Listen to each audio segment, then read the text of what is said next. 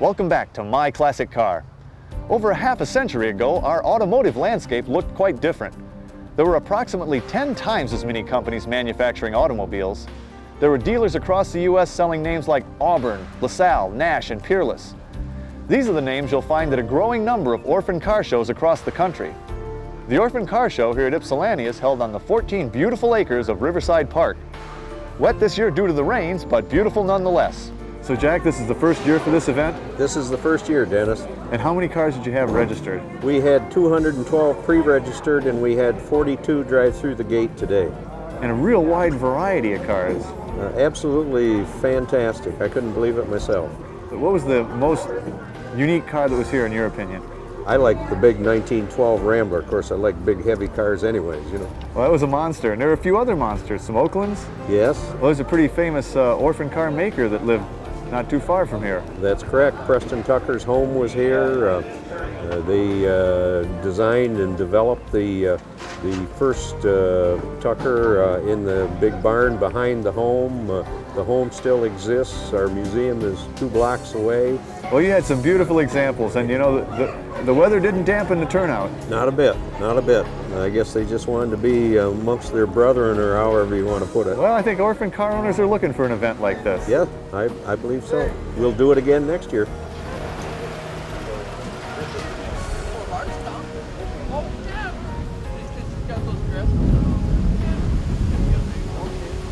As you can probably tell watching at home, the weather gods were not smiling on the first annual Ypsilanti Orphan Car Show. In fact, it was one of those days where it never did stop raining.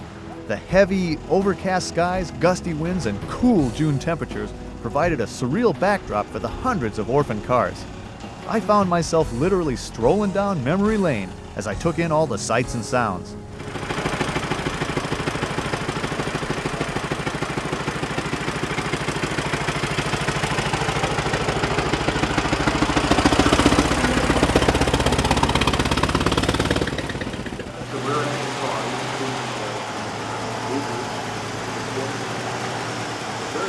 This was sort of the merger of Packard and Studi. Yeah, it's a real hybrid. It's probably about the most hybrid car you'd ever find because the taillights are all Packard and the crest, and here's the Packard crest.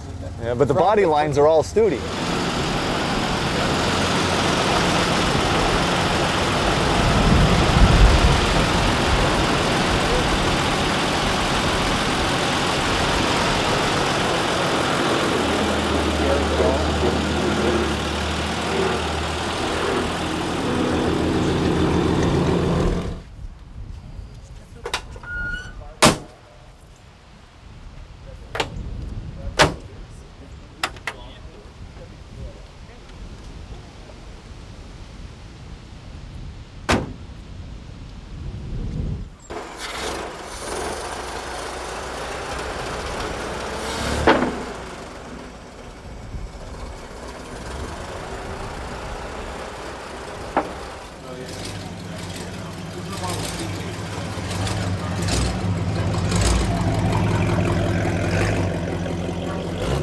The thing I enjoyed most about walking around this automotive orphanage was the diversity of makes and models.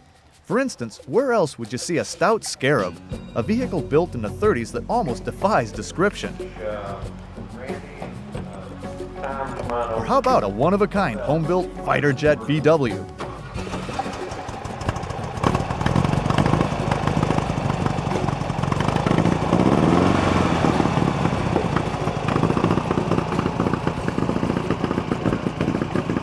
The show's organizers were also very interested in educating spectators about the history of these great cars. So they included, as part of the day's activities, a drive-by narration hosted by automotive historians. Diamond T was the sort of the Cadillac of trucks, because I'm not sure who the designer was, but in the late 1930s, Diamond T began to use some very aggressive grille work. It's a very aggressive styling. You can see This gave the event an historic focus and provided the opportunity to see these cars on the move. If you own a car that is no longer produced, this show is one you don't want to miss. It was fantastic in the rain. I can only imagine what it would be like on a warm, sun-drenched summer day.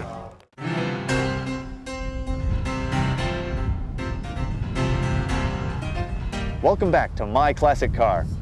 Our feature this week is about the one and only Shelby Super Snake, the only factory 427 powered Shelby Mustang ever built.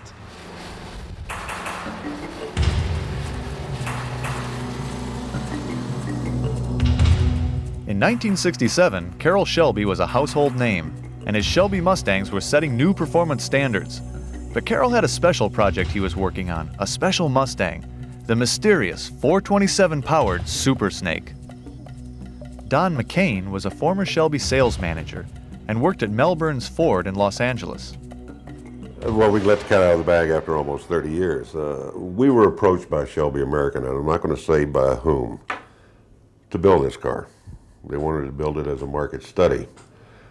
Could we sell a 427 Mustang in lieu of the boat anchor 428s that they were putting in the GT500s? Now here comes some of the mystery. Fred Goodell was chief engineer at Shelby. He'd been sent over from Ford to help Shelby mass produce the Mustangs.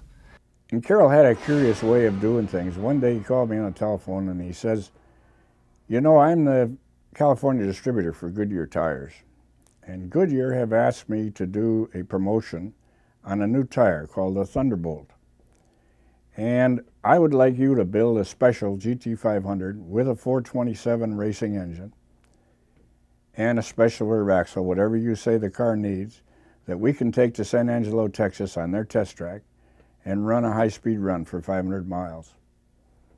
And so I selected a white GT500 and we rebuilt it with a 427 racing engine, lightweight racing engine, special rear axle, special transmission, and of course Thunderbolt tires. Oh, that was the mother of all 427s at that time. That car had aluminum heads on it, aluminum water pump, forged crank, Le Mans rods. Just everything basically inside the engine was built to run a sustained 6,000 RPM to race Le Mans. When the Super Snake was completed, it was shipped to Texas for the Thunderbolt tire test.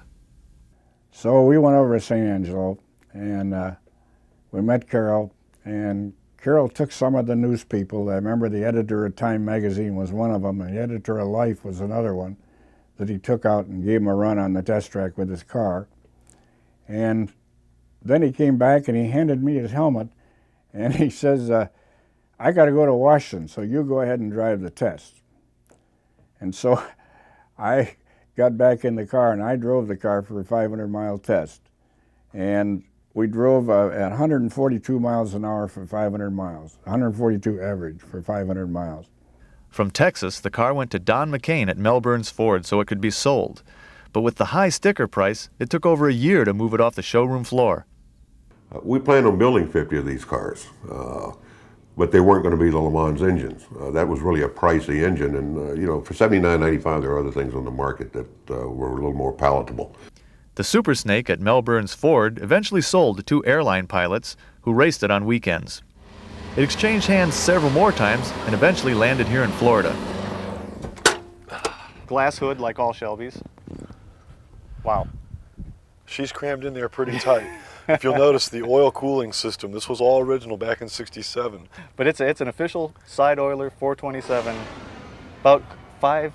It was rated at about 580 horsepower at the flywheel and about 340, 350, I believe.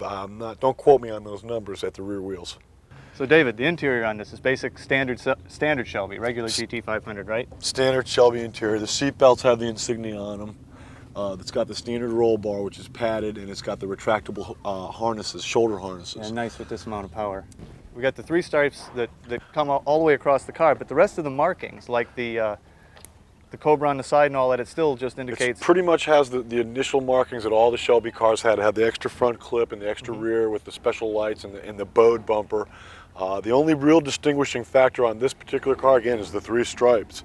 Now, one of the things that's kind of interesting is back then when Carroll was building the cars, they had these high driving lights in the grille. Some were called outside lights, some were inside. Right. This particular car had outside lights.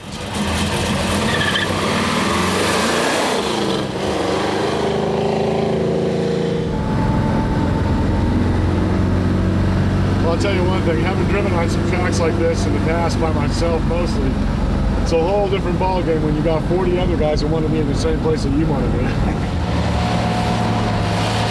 Dennis, if I knew that that car was going to be what it is today. And as many articles have been written about this car in the Shelby American Automobile Club magazines, Drag Strip, Mustang Monthly, Auto Week. It's one heck of an automobile. I wish I still had it.